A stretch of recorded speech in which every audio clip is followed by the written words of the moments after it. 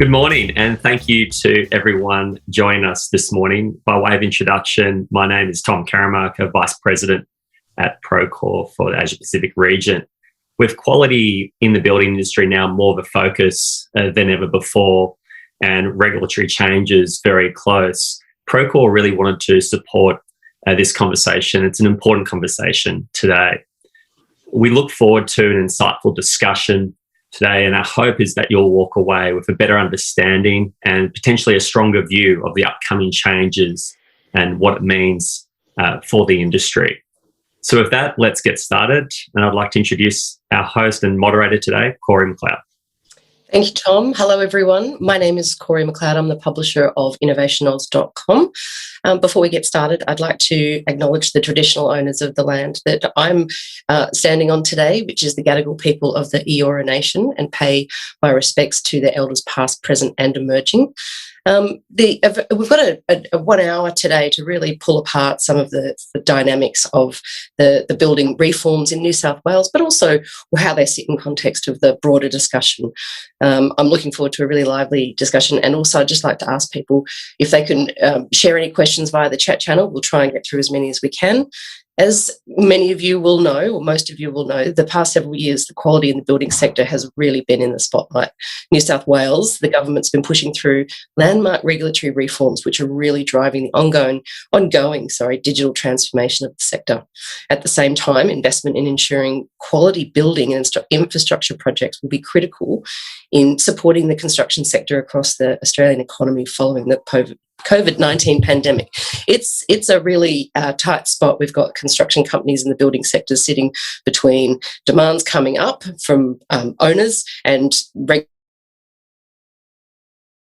Today, we're really going to pull apart what the dynamic means and try and get some practical insights in terms of what people need to know now, what's happened already, what is going to happen, and how they can be best prepared.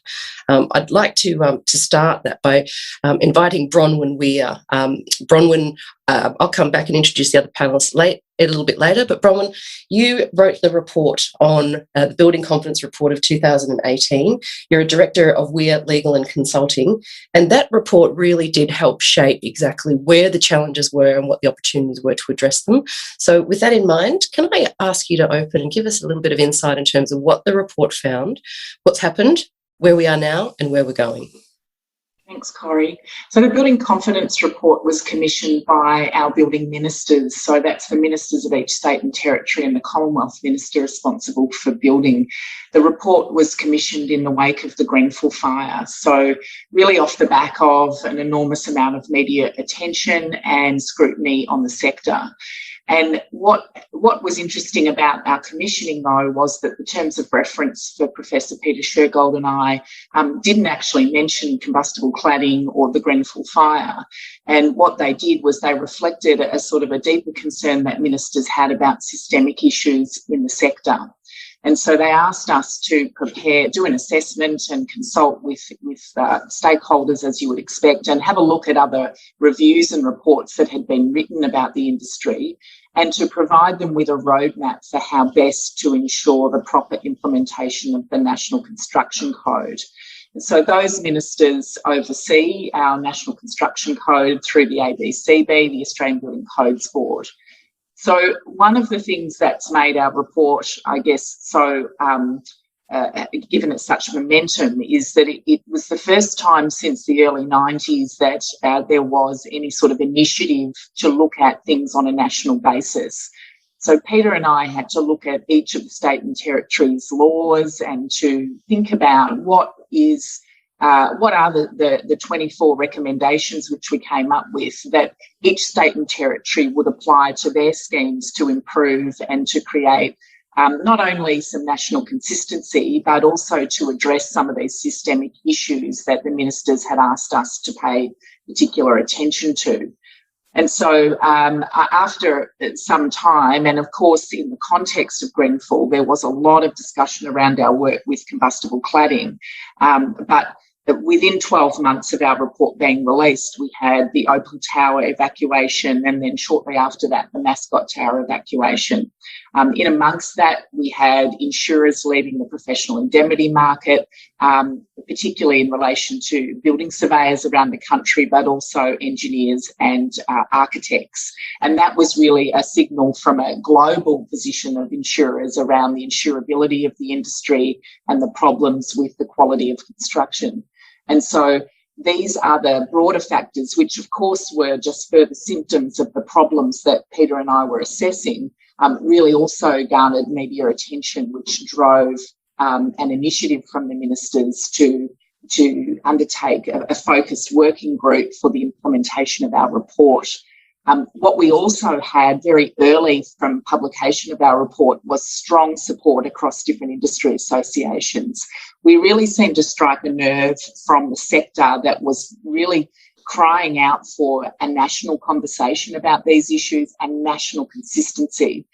Aside from the issues with the way the industry is regulated, which we were focusing on and trying to help governments improve the quality of their regulation, a lot of the problems that drive our quality issues in the industry really are more national or even global issues. So things like global supply chains for products, the global insurance market, issues around corporate structuring, the procurement processes of design and construct, which has driven a certain culture around less planning, less documentation, less transparency, and more make it up as you go approaches to constructing complex buildings.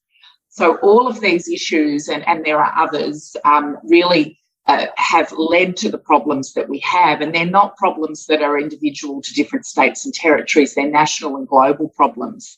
So our report really has enabled this national conversation a really consistent discussion around how we resolve these issues and how we improve the sector. And, it is absolutely, it goes without saying that this wouldn't be happening without the media attention, the public confidence issues in the industry, the consumer issues, and of course those really awful events such as Grenfell and the Opal and Mascot issues. Thank you, Bronwyn. I think whilst you've sort of painted a very broad strokes picture of both global and Australian factors that have all come together to result in the report, on this call today, it'll be interesting to go ground up as well. Everything you talked about has a practical application as well. So it's really important to take a step back and look at those drivers and then what each organisation can do individually in the way that they structure their own businesses and the processes that they move through. So with that, I'd like to welcome and introduce the panel. Carrie Metcalf joins us from Minter Ellison, where she's a construction partner, and Carrie's clients are neck deep in navigating the reforms. So Carrie Daly, getting Carrie and Corey, we knew this would happen. Carrie Daly wades through the challenges the industry is facing as it looks to get on board with compliance, and really has some really insights in terms of the type of conversation she's having with clients right now. Welcome, Carrie. We've also, I'd like to introduce Professor Chris Bulmer, who is the CEO of the Institute of Quality Construction and Greenwich Associate Professor. Chris Bulmer has a view from within the construction industry on how to achieve ongoing quality focus, and we'll be talking a bit more about that later. And finally, Aparna Reddy. Aparna is the General Manager of Policy and Regulatory Affairs at the Insurance Council of Australia, navigating the practical implications and challenges of the reforms for the industry and the flow-on effects for construction. From when you talked about insurance as being one of those drivers, Aparna, you spend a lot of time at an actual, industry level, understanding how we sort of address some of the shortcomings there. Carrie, can I start with you? What conversations are you having with your clients now, and what is it that you're telling them they need to know? There's a lot in the reforms. Where are they focusing? So thanks, Corey. I'm very much focused in New South Wales, and as a lawyer, I'm very interested in all of the new legislation that's come about as a result of Bronwyn's report. So there's several key new pieces of legislation. Really, the number one that people need to know about is the Design and Building Practitioners Act. And what are my clients asking me? What's keeping them awake at night? They want to know, does this legislation apply to me? Number one. How do I comply? And really, when you talk about drilling down to the ground level, a lot of people are calling me saying, I have to put in a tender tomorrow. How does this impact my tender? Basically, what do I do? And so the conversation that we're having really focuses on what I call the sort of 4 really high-level key things that you need to know about. Number 1, registration and insurance. Do you need to be registered under this new Act? If you're a builder, if you're a head contractor, likely the answer is yes. If you're doing design work, likely the answer is yes. And also you need to understand what your insurance obligations are under the new legislation. So that's number 1. Number 2, big topic issue is you've got to understand the declaration regime under the new Act. So that's a regime that requires you to lodge your designs and declare certain designs in a government portal before you commence work. That timing aspect is very important in terms of when you have to lodge those designs. So that's big picture item number 2. Big picture item number 3 is you need to understand the legislation creates a new duty of care on anyone who undertakes construction work, and that's a duty that's owed to all of the end users or owners of an apartment building effectively. And the 4th big picture item is to understand that the new legislation has an enforcement regime. So that's a regime that provides quite a lot of power to the Office of the Building Commissioner to go out and enforce this regime. And certainly we understand that the office is getting resourced up and that they're very keen to get out there and get on site and do inspections and see what's happening on the ground. So yeah, my clients want to know, what do I do? That's a big question. How do I comply? I've got a Class 2 building. So we're talking here about Class 2 buildings or residential apartment buildings, or buildings with a Class 2 part. That's important. So if you're building a residential tower with some retail underneath, the retail will be captured by the Act. So once you know that your work is captured, you've got to get into it and figure out, what do I need to do? How do I register? What do I need to do with my procurement process? They're really the high-level key things. Thank you. We'll come back to some of those because there's lots of interesting things, particularly once there is an inspection, what do you need to have thought about before that happens? And we'll come back to that, Carrie. Chris Palmer, the IQC, why has it been established? What does it do, and why is it important? Thanks very much, Corey. So the IQC, from a historical perspective, was started approximately 2 years ago, and it really became very evident from an industry perspective that unless industry was prepared to start to respond to some of the work that Bronwyn and others were doing at the time, and certainly some of the poor outcomes that we've been previously seeing in regards to Grenfell and other circumstances like that, then unless industry was prepared to get together and actually do something about it, then quite frankly it was going to be a pretty tall order for the industry as a whole to start to get better at what it does. So the sorts of members that are involved in the IQC include John Holland, Multiplex, Lendlease, Downer, Ferrovial, ProBuild, B6 Wattpac, Hanson Yuncken, Calibre, and then we've got consulting businesses as well, including Complete Quality and Greenwich Associates. And in regards to that group of people, it was really about trying to use the horsepower that was there to cover, I guess, 3 key areas, which was all about leadership, consistency of product and consistency of process, and the commitment of the industry at large. And in regards to that first point from a leadership perspective, Corey, I guess from a quality perspective, we took the view at the time that quality is much more than just being able to tick and flick, the installation or indeed the design compliance process in regards to both the design and construction activities, and it's just as much about looking at moving the culture of the industry so that we've actually got to focus on excellence in service. And so it's really about trying to promote quality as something that's a fundamental part of what we do, rather than an adjunct of the construction process itself. The consistency piece, Corey, was all about making sure that we had consistency in the processes across the industry. If I look at it from a subcontractor perspective, it's very evident to us, representing many of Australia's largest construction businesses, it's very evident from a subby perspective, though, that there is a lot of inconsistency across the industry, and the IQC sees itself as the organisation that can help maintain some of those consistent processes, so that if a subcontractor works on a John Holland site today and a Multiplex site tomorrow, that they in fact know the sort of expectations that both organisations would have from a consistency perspective and consistency of outcome point of view. And then that third point was the commitment, I guess, from industry. We genuinely believe that, you know, if we don't act in a responsible manner with respect to the level of investment, particularly from a training point of view, particularly at the coalface, then ultimately nothing's going to get better. And I say this respectfully to some of the brilliant work that's been done from a legislative perspective, but we really do have a massive challenge ahead of us to make sure that what we ultimately produce in accordance with the new legislation can be delivered in the field at the coalface. And that's the area that I can touch on a little bit more in regards to the work the IQC does.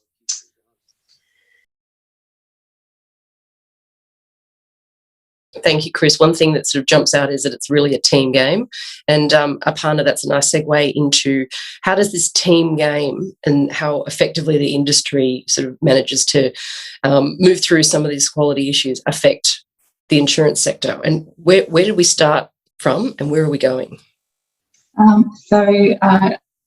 Corey, thank you for that. I would absolutely echo everything that's been said by the other panellists, that this really is a concerted effort that is needed by all stakeholders across the supply chain in terms of addressing risk. So in terms of an insurer's perspective, risk is where it's at. And when you look at the market for professional indemnity insurance, it is insurers' perception of the risk that the market. Sure, whether you've got the slide that I had provided around what we started to see in terms of the context of why the market is what it is in terms of a hardened market, as they call it, is because over the last 3 years, we've seen around 95% high loss ratios in this market. And this is a reflection of where you've got risk factors that became apparent. So, of course, generally in a positive market where it's opposite of a hardened market, you've got premiums tend to be lower and stable where there's insurer competition, reinsurance is freely available, and there are known risk factors of what the industry that you're providing coverage for. And with combustible cladding kicking off in Grenfell, it quickly became apparent to everybody within the industry that there were some major issues, and this is domestically as well as overseas. Our insurers operate in a global market, so they started to see a contraction. So what we've got then is that there's exclusions for those risk factors like cladding within insurance, and that is a little bit of the context to how what was already happening in a hardened market. And then you had the New South Wales government reforms that came in, so the Design and Building Practitioners Act, as well as the regulations. So what you've got is insurers already reacting to the risk that became apparent, and in that context you had regulations and a legislative framework that imposed a retroactive, or what was effectively a retroactive duty of care, and in addition to that, that care extended to subsequent owners of a building. So in terms of what that effectively meant is that we started to see the industry approach us to highlight this issue, that they found themselves unable to get the cover that was to be mandated. So we worked across the industry. When we touch on what you said about concerted effort across the industry, that's exactly what needed to happen, because we needed to engage with Engineers Australia, Architects Institute, the brokers, Consult Australia to get a picture of their concerns and provide our submission to the New South Wales government, which is all about making sure that the insurance requirements that the professionals that are attending the forum today could get was commercially feasible, because there was no point in imposing something on the industry which was simply not going to be available. So what we've now seen is a stay in those requirements for 2 years. So that's a good outcome. It's a bit of breathing space to see so that the market can observe what is going to happen as a result of these reforms. And as with everyone here, what we're hoping to do is observe an improvement when it comes to the way building is done, compliance, enforcement and standards.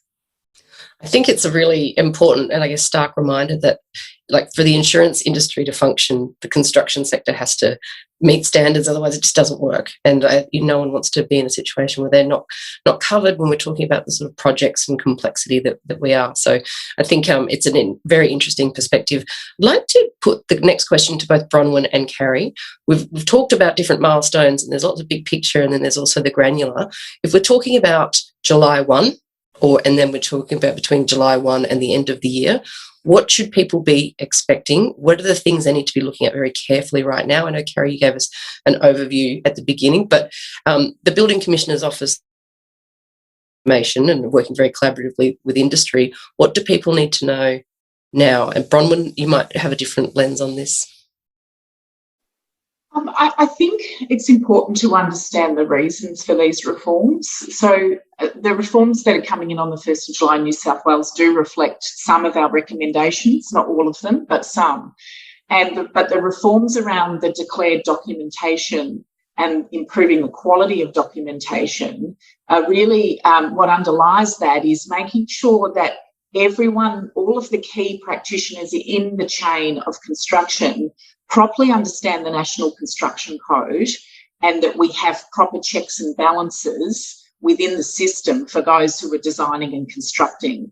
So what we had, or what Peter and I found, was that we had designers who didn't really design looking closely at the code. They expected their building surveyor to advise them on compliance with the code, which meant that when the building surveyor was doing their role, they were no longer independent of the design process, and they weren't there. The integrity of that check and balance was being compromised. So what people need to understand, especially designers that are involved in these new requirements, is that the government is saying you need to understand the code, you need to prepare fulsome documents that can be independently assessed by the building certifier, and you and the responsibility will rest with you to do that. So what we're doing is we're spreading accountability along the chain. We're ensuring that everybody understands the requirements of the code, and to be fair, this is what the insurers want us to do. So while we've got this sort of chicken and egg thing happening as we implement these changes, what we'll ultimately end up with is a liability that is spread across more players, accountability that rests appropriately with the different practitioner groups, and a much better system down the track. But of course, you know, the insurance market is going to be very sensitive about leaning into that at the outset when we haven't yet seen the improvements that are needed. Just again, Carrie, you wanted to say something, but after that I wanted to and this is for everyone, we talk a lot about sort of the supply chain and the different levels of maturity in terms of each of those practitioners within a site. You mentioned subcontractors, Chris. How do we look at this as a business enabler, as well as, you know, the risk profile, like the companies that are doing a really good job that become the natural partners when everybody's trying to lift the standard? So, Carrie, that might be part of your response as well, but I'm interested to see what's the business benefit of getting this right.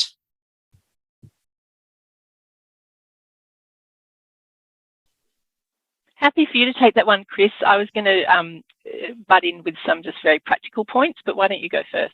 Well, thank you. Look, I think again, if this is predominantly about trying to attain confidence in the product and confidence in the product from a client's perspective, then, you know, certainly this is about making sure that each part of the chain steps up and acknowledges first and foremost that in order to build that building confidence, we've got to acknowledge that what we're doing now is fundamentally below par. And I say that in a very honest sense, because there are aspects of what we've done now for, in my case, I've been in the industry for 35 years or so, and there's not many things other than perhaps the digital side of what we do now, which I'd like to comment on a little bit more later. But fundamentally, there's not a lot that we're doing differently in the last 3 to 4 decades. If anything, we're actually doing a lot worse than what we did perhaps 3 or 4 decades ago. And I guess in respect to sort of our part of the chain of events from a contractor perspective, we certainly see that the adherence to, or rather the management of design and the output of design, for argument's sake, comes down to more than just creating design from a design compliance point of view. It's equally about adherence to a brief, certainly, but from a contractor perspective, it's also about balancing the commerciality of it from a design management perspective, a cost planning perspective, a deliverability perspective. So I think that for us is the area that we're really starting to focus on now, because we believe that's an early part of the value chain, and making sure that our design managers within the construction industry are in fact stepping up and working closely with the designers to ensure that we've got all of those parameters in place. And ultimately that's about sort of building confidence with our clients in the ultimate output being the product that's delivered on site. And Corey, I might just lob in there. I think Chris and Bronwyn have both spoken really well to the purpose of the reforms and the big picture, and how we get towards what the Building Commissioner refers to as trustworthy buildings. That, of course, should be the ultimate goal. I think it's helpful to answer your question about what do you need to do on the 1st of July at a very practical level. You need to go out and figure out if you need to be registered. You need to get onto the Building Commissioner's website, understand the documentation you need to lodge that registration. It's all set out on the website there. There's an advantage to getting in from July to December. As long as you've lodged your registration, you'll be deemed to be registered, so you'll be able to continue to work as if you are registered. Obviously, there's going to be a flood of applications, so there's this early deeming period. So that's my first advice. The 1st of July, get out there, get registered, figure out what you need to do. And the second bit of advice is, in order to fulfil the requirements for the declarations, which are important to Bronwyn's point, to make sure that everyone understands what their obligations are under the building code and ensure that their designs are integrated with the designs of others, you need to understand this declaration process. So you need to be looking at your procurement process to figure out who's giving my declarations, is that person registered, when do they have to give them, how do they give them, what do they look like?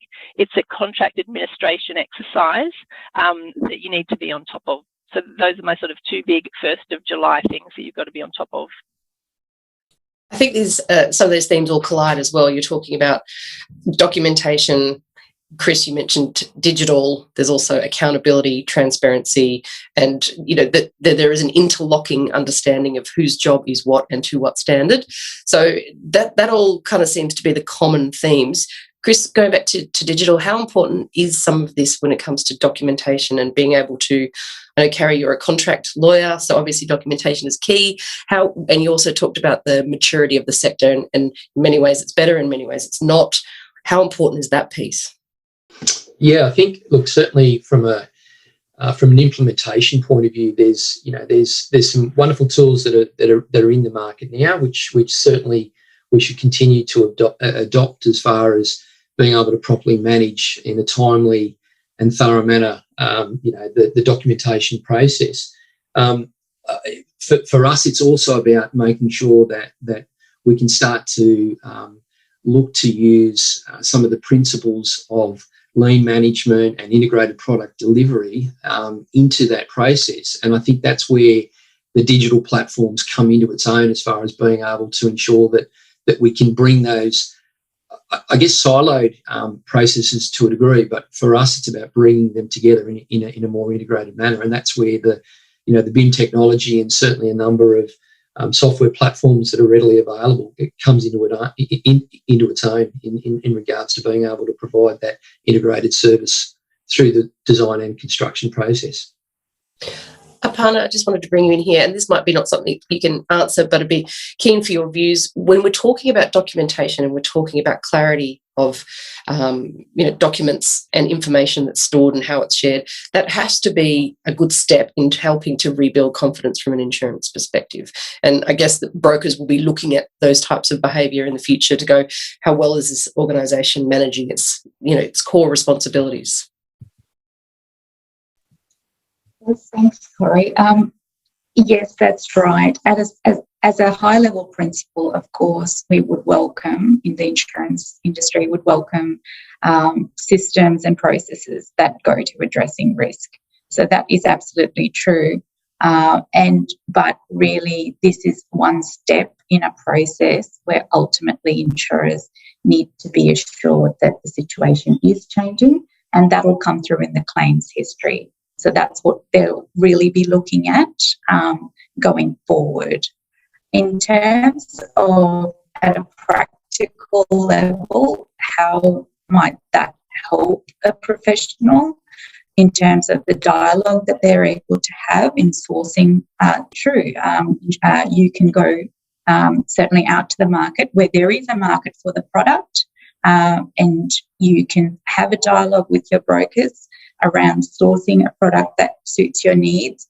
It's absolutely going to help your case that you can clearly articulate the scope of the work that you're doing, the limits of your responsibilities, and paint a history around your individual risk factors as well. So in summary, the availability of insurance will reflect the underlying risk in a market at a macro level, but the individual risk and claims history will also be relevant to the conversations that you would have in, say, going through your brokers that understand the industry. Okay, thank you.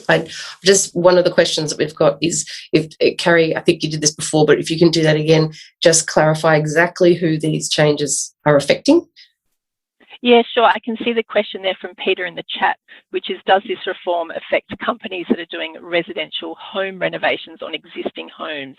The answer, Peter, is that renovations are covered, but only renovations in respect of Class 2 buildings or buildings with a Class 2 part. So that an individual dwelling house would not be covered because it's not Class 2.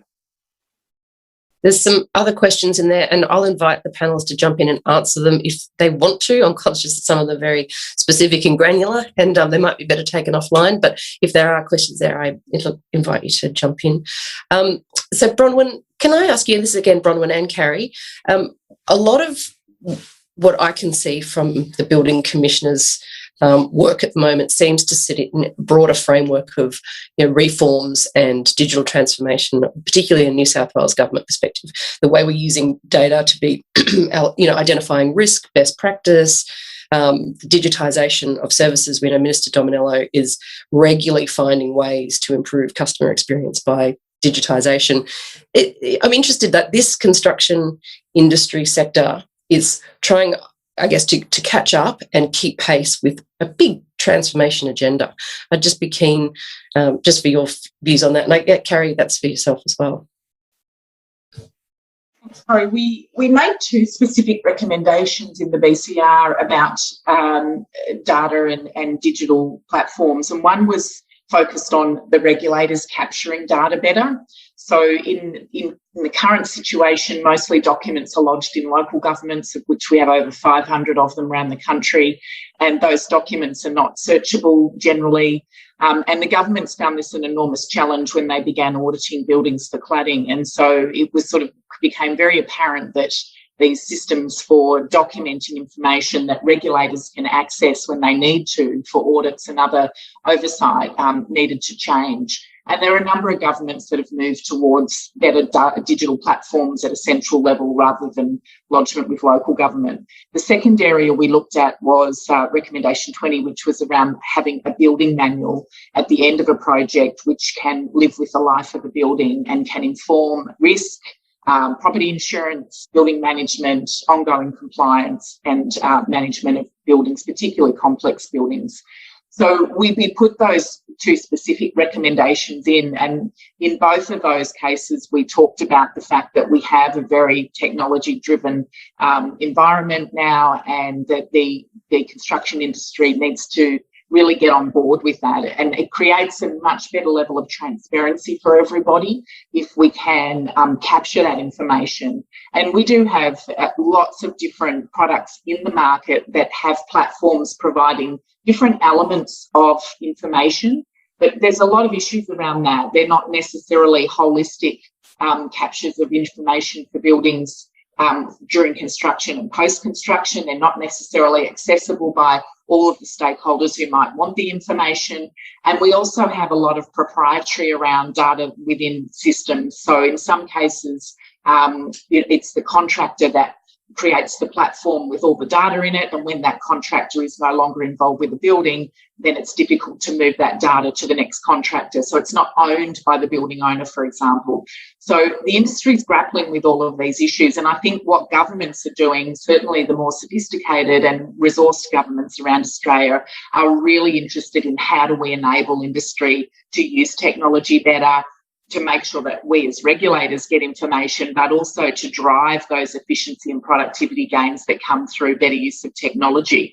So governments are now sort of seeing themselves as enablers, and I think what's happened in New South Wales has enormous range of reasons and consequences, but certainly within all of that is that push to enable industry towards a better grasp of technology and use of technology. Carrie, I think you had some examples that have happened recently where people have gone, oh, okay, I can see how this affects me. Yeah, so absolutely.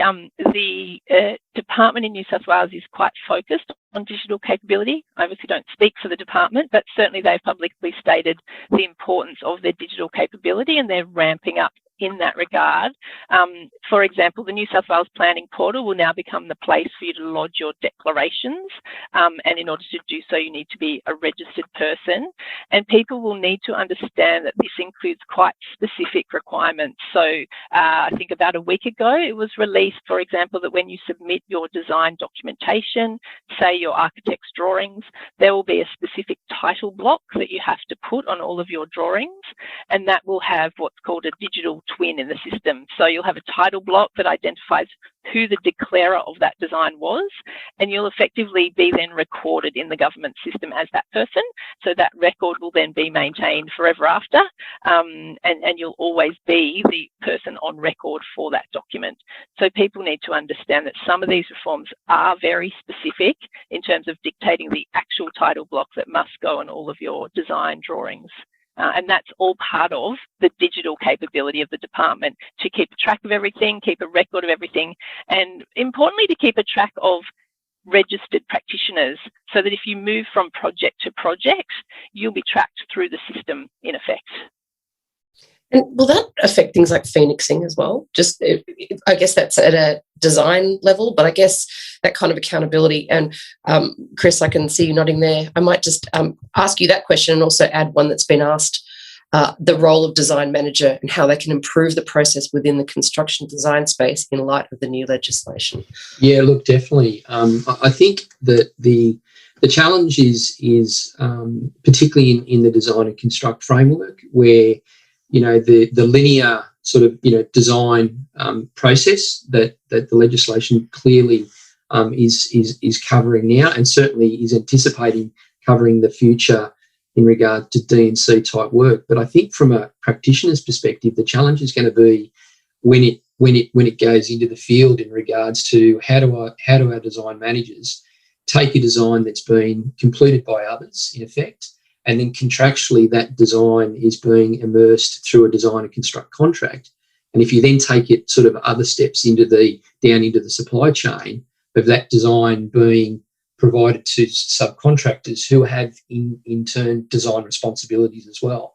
So I think the layering of the design responsibilities from a design management perspective is going to be a significant challenge, and certainly the IQC has recognised that, and that's one of the areas that we're starting to focus on now. It's really the deliverability capabilities of adhering to the legislation, but making sure that again it's being adhered to as we get further and further down the food chain from a design management and a design compliance perspective.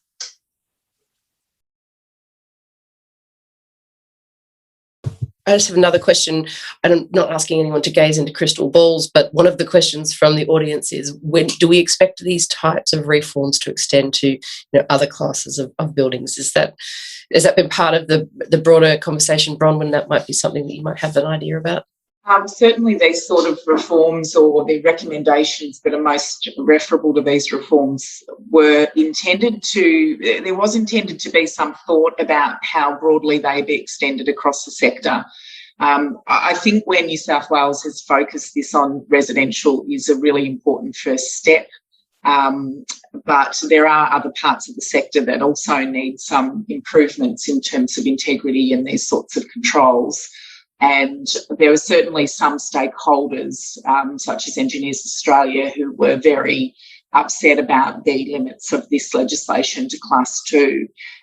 In New South Wales, we've got a particular environment where, believe it or not, the commercial sector is not regulated anywhere near the same way as home building or under the home legislation, which is where Class 2 fits in. And so you can actually build certain sorts of commercial buildings in New South Wales without being required to be a registered builder. There's only one other jurisdiction where that's the case. So I can see why New South Wales has done what they've done. I do think that there needs to be some thought given to this extending more broadly, partly too because what we envisaged was the registration of design practitioners in different groups, full stop, not just in relation to Class 2 buildings. And whilst that interface with the mixed use will pick up a large lot of building stock and some of the highest risk areas, my own view is that there needs to be a broadening of the application of this scheme in New South Wales and when it's introduced in other jurisdictions as well. And Corey, I can comment on that and pick up one of the questions in the chat. So on the question of whether it will be broadened to the commercial sector, the legislation's drafted to leave that window open, if you like. So the type of buildings that are covered by the Act are described in the regulations. So the regulations could change in future to introduce other types of buildings or classes of buildings, but as Bronwyn said, the focus very much at the moment is on Class 2. The other question that's in the chat there from Danny, is D&C possible under this regime? Very good question, Danny. Yes, D&C is possible in the sense that the builder can bear the risk for design delivery, but I think what I'd say is that under this new system, you lose some of the perceived programming benefits of a D&C because you need to lodge all your designs for critical elements up front. So you don't need to lodge your fit-out design, for example, but you do need to lodge your design for any building elements, and those are the sort of core building elements: structure, waterproofing, fire, etc. Chris, you're nodding, not sure, you may have a comment off the back of that. Yeah, look, it's what I was saying earlier, Carrie, that the application from a D&C perspective is going to be quite challenging. And I think the reality is that, where the industry is at, with probably in the order of 70-80% of the marketplace doing D&C work, I think there's, we're actually at a junction now. We've got to really rethink the commerciality of design and construct work, and is it possible to continue to be delivered in its current form or not? Look, the short answer, I think, and our sort of opinion at the moment is that I think the design and construct market will continue, which is probably a commercial driven push. But it's really, it's up to the industry now to try and work out how does it ensure that it's got design compliance in place within the legislation, and at the same time ensure that it can still deliver well and deliver good commercial outcomes from a client-based perspective. And I think a lot of my clients are developers. I think they will still perceive the D&C model has benefits. They still want that single point of responsibility to the builder. They want the builder to manage everything for them. But I think it's going to be a programming and a cost issue, that there'll be certain benefits that you might have gotten before that perhaps you don't get now. And that's what's coming out when people call me and say, what do I put in my tender tomorrow? Particularly around programming. They want to know, well, my program is totally different now given this new regime. Yeah, it's important to realise that there's nothing in this that prevents you from having staged approvals still. What it means, though, is that the documentation presented at each point has to be more fulsome and completely signed off. And you can't have this sort of, I guess, promise or intention to construct in accordance with the requirements. You actually have to demonstrate in the documentation how you're going to meet those requirements. And, you know, to be honest, certainly I've always read the New South Wales legislation as requiring that anyway, but I just don't think it was happening in anywhere near the way it needed to. And same with other states and territories. You know, they have a very linear legislative process around building approvals that you wouldn't even know Design and Construct existed if you just came from Mars and read building legislation. And this is one of the major problems, this complete disconnect between the way the industry operates and the regulatory oversight through building approvals. And so this is where we said we've got to, the governments need to actually align to Design and Construct. It's not a bad thing. There's some very good benefits of it. But it has, in my view, it has really gotten out of control in terms of the way it's driven lower quality design and more improvisation, which leads to lacks of transparency and potential competence and compliance issues. So I really welcome this sort of reset and rethink by the industry of how they're now going to apply Design and Construct within this framework. And, you know, I really congratulate the New South Wales government for bringing forward that conversation through these reforms, because it was desperately needed. And I think it's one of the key issues at the heart of our systemic problems. We've got a whole raft of questions. I'm going to try and group them into themes. There seems to be a lot of questions about surfaces and in terms of quality surfaces and how they fit in. I guess that goes more to a materials perspective. Chris, that might be one for you, but there seems to be 2 or 3 questions saying how does the specification around surfaces and slippage, etc., fit? Yeah, look, I think if I go back to what I think it was Bronwyn was suggesting earlier, but from a product supply perspective, we've got a whole range of challenges there, going right back to the birthplace of some of the materials that we're using, and then where and how those materials are actually offsite manufactured, and then how they're actually used from an installation point of view. One of the challenges that I think industry needs to get on top of very quickly is the platform that is used to be able to attain and maintain an integrated set of product information that can actually be used right across the marketplace, if that's at all possible. We've obviously got products from overseas, which also adds a challenge to ensuring that we've got compliance with Australian standards and other standards as they apply to this industry here in Australia. But certainly the aim of getting an integrated set of product information right across the market, that would be the penultimate outcome that we should be looking to try and achieve. Just to add to that, of course, at the moment, the Australian Building Codes Board has a discussion paper out on quality assurance framework for building products.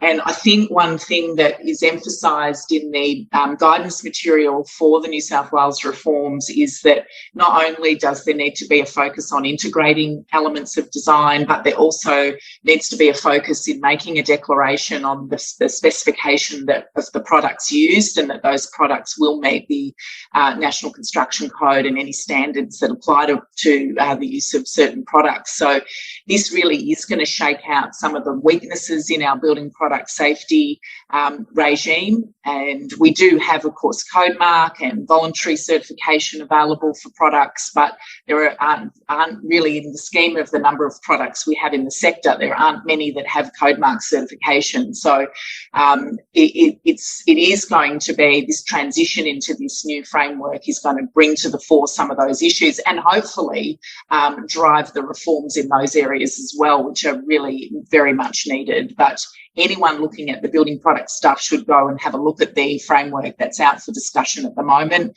which talks about the things that Chris has mentioned around, product technical statements and how do we be able to assure ourselves around the quality of products that are being specified in design material. Another group of questions that we've got on the chat channel is asking about the technology piece. Obviously, we've talked a lot about technology.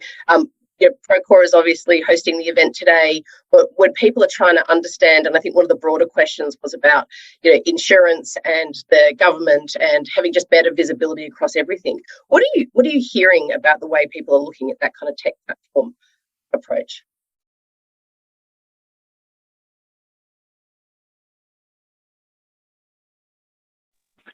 I guess, Corey, I can just comment briefly on that in terms of tech, only that I'm seeing a very broad range of sophistication across clients. So some clients are very progressive in the technology that they use and others are not.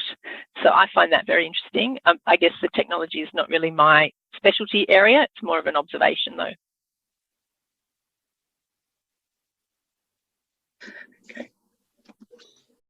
And sorry, Carrie, I'll just get you to repeat that question if you wouldn't mind. It just dropped out at my end. Oh, no, sorry. I was just saying there was a swag of questions in the question channel that are really asking about the technology there. And some of them are around, how to better visibility across insurance, government, industry. Some are talking about, with the R&D component. Anyway, they're all slightly different, but they're all pointing to technology. Yeah, and look, and as I was saying earlier, I think the quicker that we can move towards integrated use of software, so that we're not, I guess, so that we're getting the benefit of each part of the process, because we suspect that the market is still going to have this strong draw towards this D&C approach, but it's therefore even more important now to try and make sure that we've got a clear understanding of what happens at the start of the process in regards to design compliance and so on. So I think that's where the integrated having integrated product software is just so much more important now than it ever was. Okay, we're heading towards the end. Oh, sorry, Bronwyn, you were going to say something. Go forward. Look, I think this whole software space is very interesting, and I should say that I am involved with one startup that's looking at these sorts of platforms and how we provide comprehensive platforms. But we do have to think about the different stakeholders here and the different uses of the digital platform. Of course, government is one of them, but we also, already in contractual arrangements, for example, there's a need to hand over documents as part of the general contractual processes, especially for larger buildings. And the documentation that's handed over is a larger set of material than, say, might be lodged under this new declarations process. And so there's a whole bunch of different sort of calls on documentation through the process. So any of these platforms needs to really be alive to that. Government will try to enable, I think, and continue to enable the use of digital platforms as part of what it wants to do and the information it wants to collect. But there's going to need to be close collaboration with industry because you're going to have these other needs for information, other stakeholders that want to see different parts of that information for their own purposes. So insurers will want to see a different set, for example, than building managers post-construction and so forth. So we need to really think about all the potential users, how the information is put on and how it can be shared so that the different stakeholders can get access rather than having these sort of silos of information that, that we have, privacy issues or other information sharing issues. So it's a major challenge, but if we can get it right and we can draw on some of the really great existing stuff that's out there, but integrate that into a broader set of shared information for shared benefit, I think really we'll see some very exciting changes over the next 5 to 10 years in this space. Okay. Thank you. We're coming up to the hour, as they say. I was hoping I could just get thoughts from each of you. What are we going to see for the rest of the year? What's your advice to the sector? And what are you looking forward to? There's obviously a huge opportunity to lift the game. Chris, can I start with you?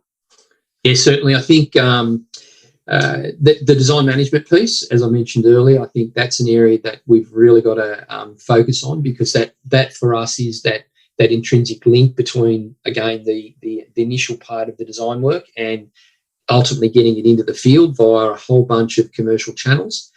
The other aspect, though, is it's pretty evident to us that there is coalface training that needs to be implemented now. And what's the scary bit with some of the legislative requirements that's being pushed through at the moment, the scary thing from a contractor perspective is the acknowledgement and the reality that there are elements of our market which is still very much an area that we've got to lift our game. And it's the old chestnuts, it's waterproofing, it's facade, it's these sorts of areas. And that's the reason why the IQC is starting to push very hard into ensuring that we can put the right level of training into the field now and ensure that we can lift our game very quickly. Thank you. Kerry? What am I looking forward to? At the moment, I'm enjoying getting asked lots of curly questions by my clients. We've got, people with unusual multi-stage projects. How does this work under this regime? So that's really interesting to me, and see how that will play out. The other thing that's really interesting to me is, because I'm a transactions lawyer, is to see how the risk profile is going to shake out down the contracting chain. So you've got the legislation that imposes a regime. What we're going to see over the next year is how that impacts your contracts down the line and how the risk gets passed through or not passed through. And that's what I'm really interested to watch. Thank you. Aparna? Yes, just segues nicely into what Kerry was saying. From insurers, of course, they're interested in risk. They support initiatives to address the risk in the market. For this legislation, in particular, the reforms at the New South Wales level, we're looking at a new statutory duty of care where builders owe to subsequent owners, and there's a retroactivity to it. So our members would certainly be interested to see how that's reflected in litigation and claims potentially, and what that might mean for the industry. But fundamentally, it's about us as industry association working with other stakeholders and industry associations to reflect that back in our dialogue with our regulators. Thank you, Aparna. And Bronwyn, finally.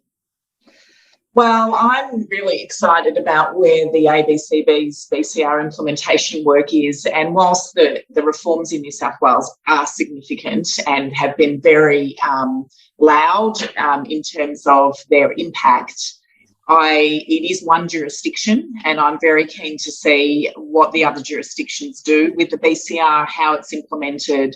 We're looking towards a national registration framework, automatic mutual recognition of practitioners around the country. All these things are going to have a huge impact. And so I'm really keen to see the momentum continue and how we start to see different states and territories bring these reforms in, hopefully with some relative harmony.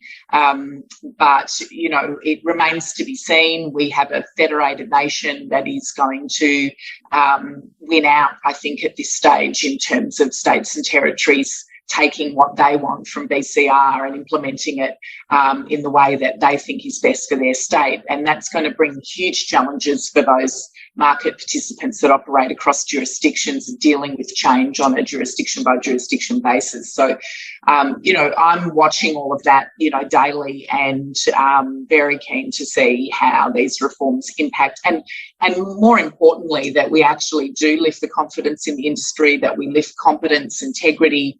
And this is, it's something for everybody, not just governments, to really aspire to and improve. And I'm very encouraged by, the work that Chris has spoken about, and obviously the New South Wales government reforms, that everybody's moving in the right direction. So it's a really exciting time, and I'm incredibly optimistic that we are going to see better quality in our built environment and better quality outcomes for consumers. Thank you, Bronwyn. Tom, it's been a big discussion today. Lots of great practical advice, lots of big picture context. What did you take from today? Yeah, thanks, Corey. And thanks so much to our panelists. That was a really insightful conversation, and one that I hope is really helpful for the audience today. A few highlights. Bronwyn spoke about, there's a lot of vested interests, which adds to the complexity of what we're trying to solve. But if there is a national conversation and a better understanding of the National Construction Code, it will drive a more cohesive way of solving for these problems. And on top of that, I think data capture does play a big role, but data capture on holistic platforms where the data is accessible to all key stakeholders, not just a select few. When it comes to the industry's view on quality, I think Chris put it quite well, where there needs to be a focus on shifting the culture of the industry with a focus on prevention rather than cure. And again, he spoke about integrated technology can play a big role in advancing the industry quite dramatically at a fairly rapid pace if we look across the last 30 to 40 years in terms of the approach to quality. One point that really shone through, and I felt Gary really broke it down quite nicely when it came to compliance, was just the 4 big focus areas that all builders should understand, which is registration and insurance, understanding the declaration regime under the Act, and then duty of care, and also the enforcement regime. I think they're 4 great takeaways for the audience today in terms of how they are impacted and what they should be thinking about. And then finally, from an insurance perspective, Aparna commented that it's clear that we do need a cohesive effort, and that was consistent in the dialogue today, and that cohesive effort across all stakeholders will help us better manage risk factors as it relates to the way we approach the industry and projects as a whole. So that was a great dialogue, and thank you to everyone who joined us today for being a part of the quality conversation. And Corey, I might let you wrap up. Yeah, thank you, Tom. Professor Chris Bulmer, Carrie Metcalf, Aparna Reddy, and Bronwyn Weir, you've all been fantastic. Great discussion. Look forward to talking again. And for everyone that joined and for your questions, thank you for joining. There'll be plenty of follow-up. Thank you, everyone, and have a wonderful day. Bye.